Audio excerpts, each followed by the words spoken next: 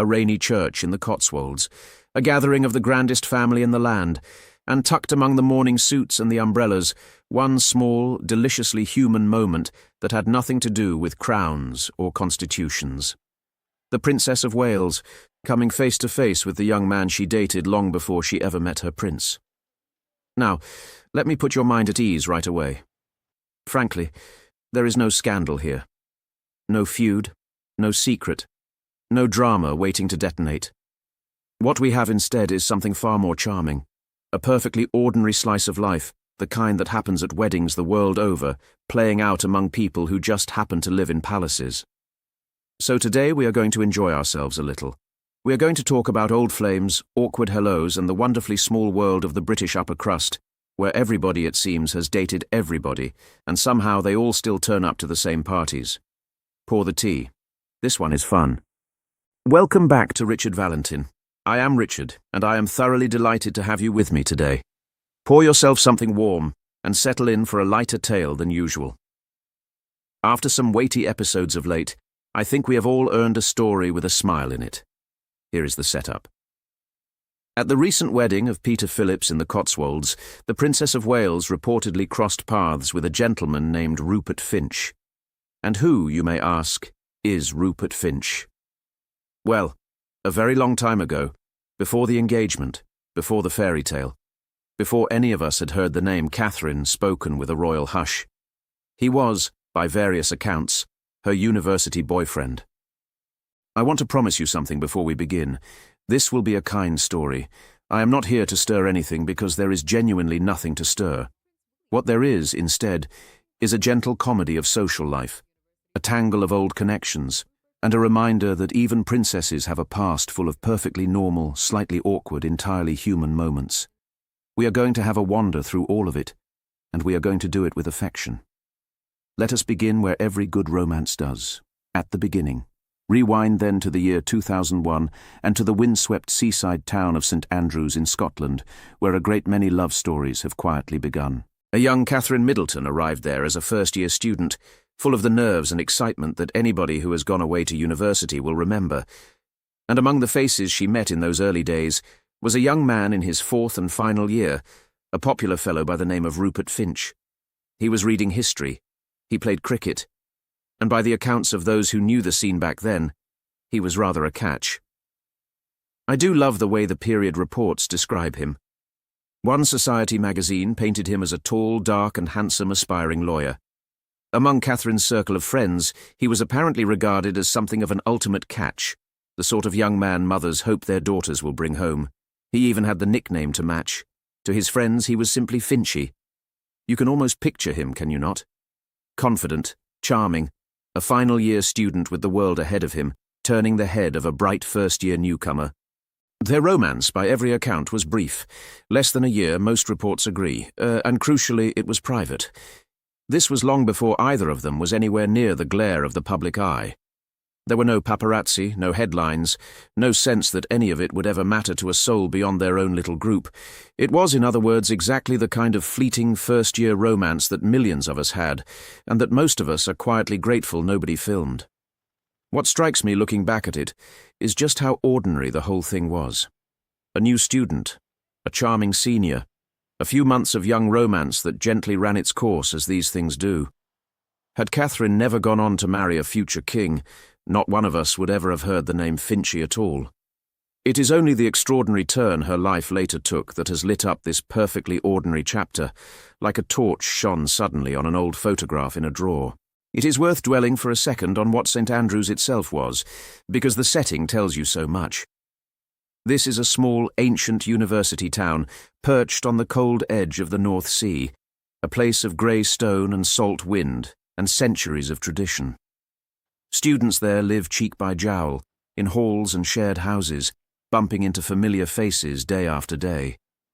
In truth, romances bloom and fade against that backdrop with a particular intensity, precisely because the world feels so small and so removed from everything else. Catherine and Rupert would have shared the same lecture halls, the same cafes, the same windswept walks along the West Sands. It was, in short, the perfect little theatre for a first-year romance, and like most such romances, it played out, took its bow, and made way for whatever came next. Let me share something with you. Between friends. I went to university a very long time ago now, and I can tell you that the romances of those years have a peculiar staying power in the memory. They are tied up with that first taste of freedom, with new cities and late nights and the thrilling sense that life was finally beginning. I dare say many of you know exactly what I mean, which is why, when I read about this little reunion, I did not think scandal. I thought, ah yes, the past has a way of turning up at weddings, does it not? It happens to all of us. It just does not usually happen in front of a king. Meet, now, the grown-up Rupert Finch, because the boy from St. Andrews has become a rather accomplished man, and the details are part of the charm. After leaving university, he did exactly what an aspiring lawyer ought to do. He went off to study law, completing his training at the College of Law in Guildford, and graduated in the middle of the 2000s. From there, he built a solid and serious career. Today, by the public record, he works as a senior lawyer, a general counsel, with an engineering firm based out in Oxfordshire. His professional background spans some genuinely complex fields: advanced materials, automotive technology, medical components, the sort of work that quietly keeps the modern world running. In short, he grew up into a substantial figure in his own right, entirely apart from any royal connection. And here is a detail I find genuinely admirable. Over all the years since, despite endless temptation and no shortage of opportunity, Rupert Finch has never once cashed in on his old connection to the most famous woman in the country. Way back in 2006, when a newspaper came asking, he gave what remains, to my mind, a masterclass in good manners. He said simply that it was not something he would ever talk about, that it was between the two of them, and that it was a long time ago, and he has kept that word ever since. In an age when so many people would happily sell a story for a headline, that quiet discretion tells you rather a lot about the man. I think we should pause and give that the credit it deserves, because it is genuinely rare. Imagine for a moment the offers that must have come his way over the past 2 decades. Every time Catherine reached a new milestone, an engagement, a wedding, a coronation, there will have been someone, somewhere, willing to pay handsomely for a few colourful memories from a man who knew her before the world did. He could have written a book.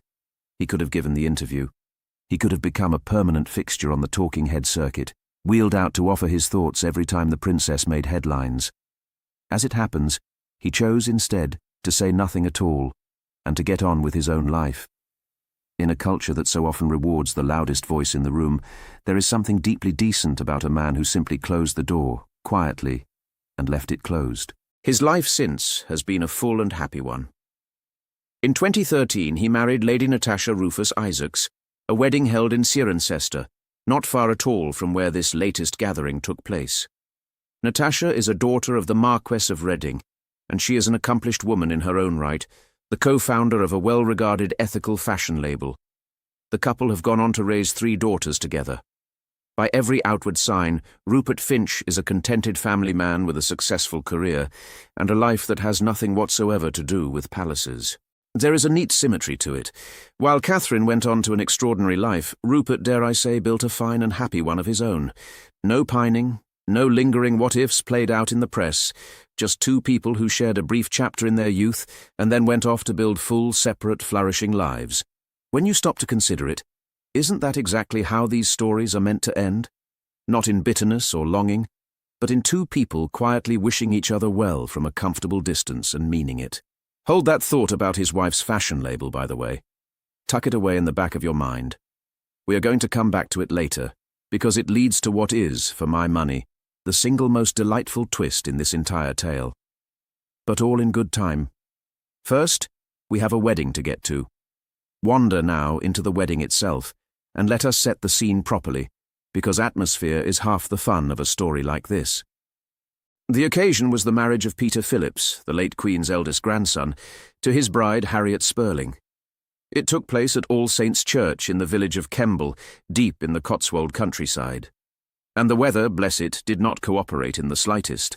The rain came down steadily, and the guests arrived under a forest of bobbing umbrellas, picking their way toward the old church through the damp Gloucestershire morning. It was, naturally, a thoroughly royal affair. The King and Queen were there. So was Princess Anne, the groom's mother. So were the Prince and Princess of Wales, and Zara and Mike Tyndall, and a whole gathering of the family we have come to know so well. And among the guests, in a traditional suit, arriving alongside his wife Natasha, who looked elegant in a blue floral dress, was none other than Rupert Finch. Now, you might reasonably wonder why on earth Kate's old university boyfriend would be at a royal wedding in the first place, and the answer is the key to this whole story. He was not there as some awkward gatecrasher from the past. He was there because he belongs to that world. Rupert and Natasha move in exactly the same social circles as the royal family. They are, quite simply, part of the set. Which means that an encounter between Kate and Finchie was not some dramatic ambush. It was very nearly inevitable. When your old flame runs in the same circle as your husband, you are going to bump into him sooner or later. Usually, knowing how these things go, somewhere with a buffet. The reports of the day described the meeting between them as a touch awkward, and honestly, of course it was. How could it be anything else? But I would gently push back on anyone trying to inflate that little word into something bigger. Awkward is not the same as dramatic. Awkward is simply the natural temperature of running into someone you once dated, years later, at a family do, with your respective spouses standing right there. It is a universal human experience. The only unusual thing here is the postcode. And really, think about how often it must happen to them, this gentle collision of past and present. Most of us bump into an old flame perhaps once a decade, by sheer chance, in a supermarket aisle, and we spend the rest of the afternoon replaying it. But for people who move in a circle this tight, the old flames are simply always there, woven permanently into the social fabric. They are at the christenings and the funerals and the summer parties and the shooting weekends. You do not get to file them away as a closed chapter because they keep turning up in the next one. There is a peculiar grace required to live that way, to be perfectly at ease among the ghosts of romances past, and from everything we can see, Catherine manages it with the same composure she brings to everything else. Linger now, on the moment itself, because this is where you and I get to have a bit of harmless fun, and I will be honest with you up front. What follows is me painting a picture, imagining the scene as any of us might. I was not there. Nobody handed me a transcript. So treat this for exactly what it is, a little affectionate speculation about a moment we can all picture. Close your eyes and set the stage. A crowded churchyard. Umbrellas everywhere. The low buzz of 100 polite conversations. And somewhere in that crush, two people who once knew each other rather well, now navigating the delicate choreography of the grown-up world. Do they go for the handshake or the cheek kiss? Who spots whom first? Is there that tiny, almost imperceptible pause, the one we all know, where two brains race to decide just how warmly to greet an old flame in mixed company? You have to wonder whether William noticed any of it. And here I am only playing, so do take it in the spirit intended. Picture the Prince of Wales, clocking his wife in conversation with the chap from her university days, and giving the faintest, most good-humoured of raised eyebrows. Not jealousy, I should stress. Heavens no. The man has nothing on earth to be jealous about. More likely just the mild, knowing amusement any spouse feels when the past wanders politely into view. A little internal note of, there is Finchie, before turning back to his own conversation entirely unbothered. Because that surely is the truth of it. Whatever flicker of awkwardness passed between them lasted about as long as a raindrop takes to fall. These are poised, gracious, grown-up people. They have all had 2 decades and more to make their peace with the tangles of the past. I would put good money on the whole encounter amounting to a warm hello, a few pleasantries about the rain and the lovely service, perhaps a quick word between Kate and Natasha, and then the easy drift back into the crowd. A non-event, in the nicest possible way. The kind of thing that is only interesting at all because of who the people are. Think of it like 2 old songs from the same year of your life, playing one after the other on the radio. For a second, the earlier one stirs a memory, and then the next track comes on, and life carries happily forward. No drama. Just a pleasant little echo of a time long gone. What I find rather lovely about imagining the scene is how much it humanizes everyone in it. We are so used to seeing these figures frozen into their roles. The future king, the princess, the dignified guests on the church steps. But strip the titles away for a moment, and you are left with something we all recognize instantly. A grown woman, greeting a man she once cared for, with her husband nearby and his wife beside him, all four of them performing the same small, civilized dance that plays out at weddings in every town in the country. There is comfort in that, I think. For all the gold braid and the protocol, the heart of the moment was utterly, reassuringly ordinary. Just people, being people, in the rain. Savour now the truly delightful part, the twist I promised you earlier, because the deeper you dig into this little world, the more wonderfully tangled it turns out to be. Cast your mind back to that fashion label I asked you to remember, the one co-founded by Rupert's wife, Lady Natasha. Here is the punchline.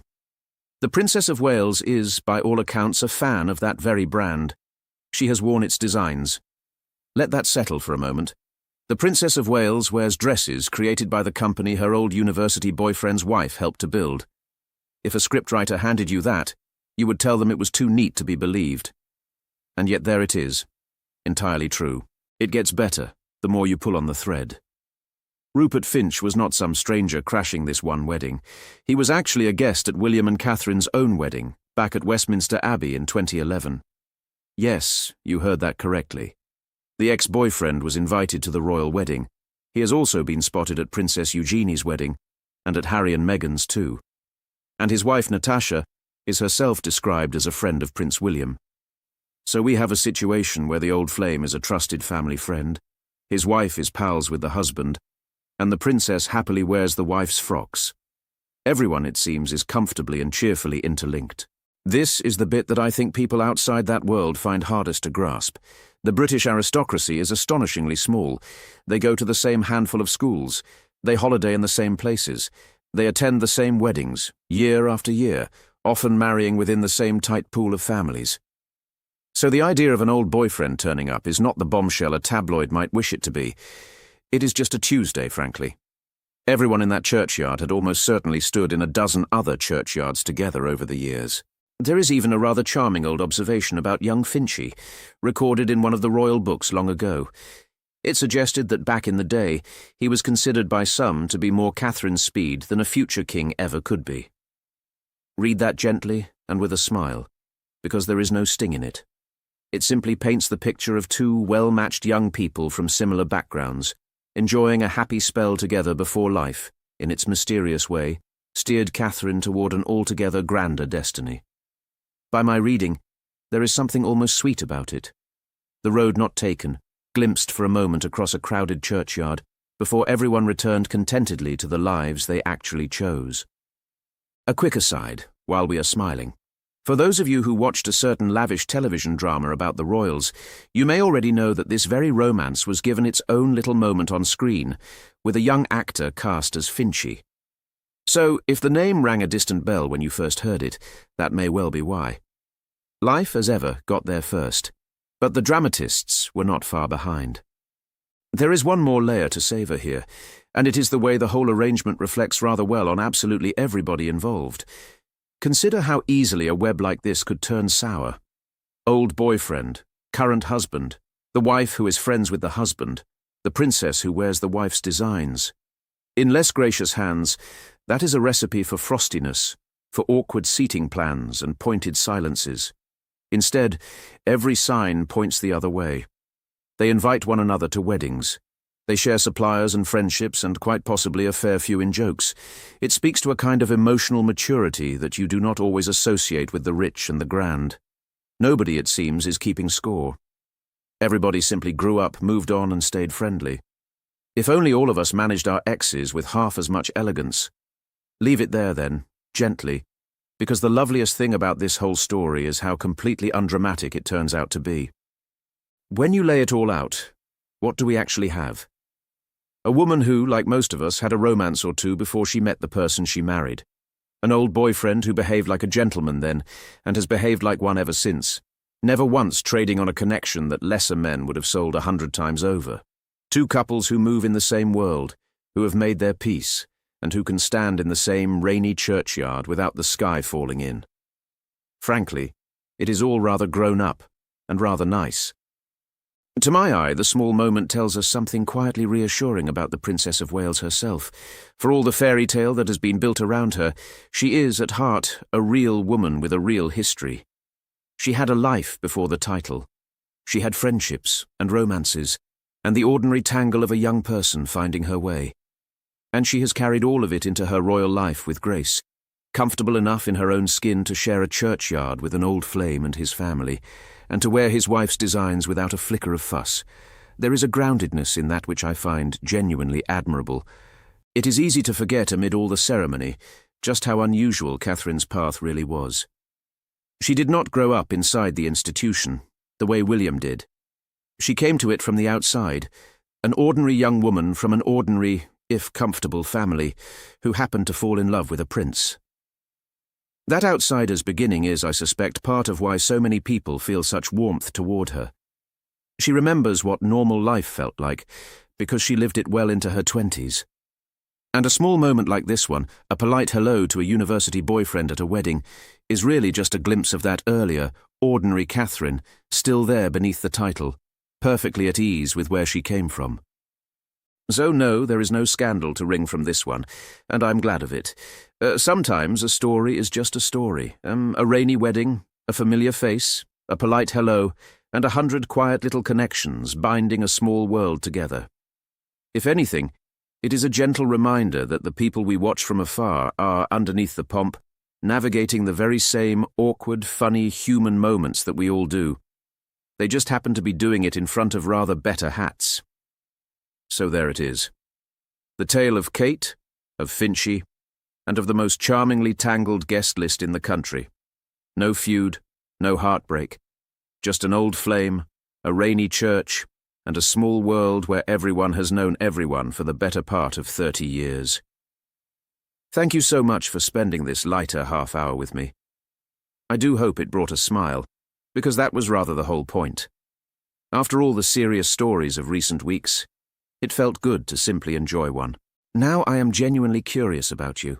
Have you ever bumped into an old flame at a wedding or a reunion or across a crowded room years after the fact? Did you manage the handshake gracefully, or did you fumble it completely as I once memorably did? Tell me your stories down in the comments. I have a feeling some of yours will be every bit as good as this one, and I do love reading them. And looking just ahead, we have a proper bit of royal spectacle on the way. This very weekend, on the 13th of June, London hosts Trooping the Colour, the King's official birthday parade, with all its colour, its music, and its famous balcony moment. I will be right there to walk you through every bit of it. So do keep an eye out for that one very soon. Until then, take good care of yourself, and mind how you greet your old flames. This has been Richard Valentine. I am Richard, and I will see you in the next one.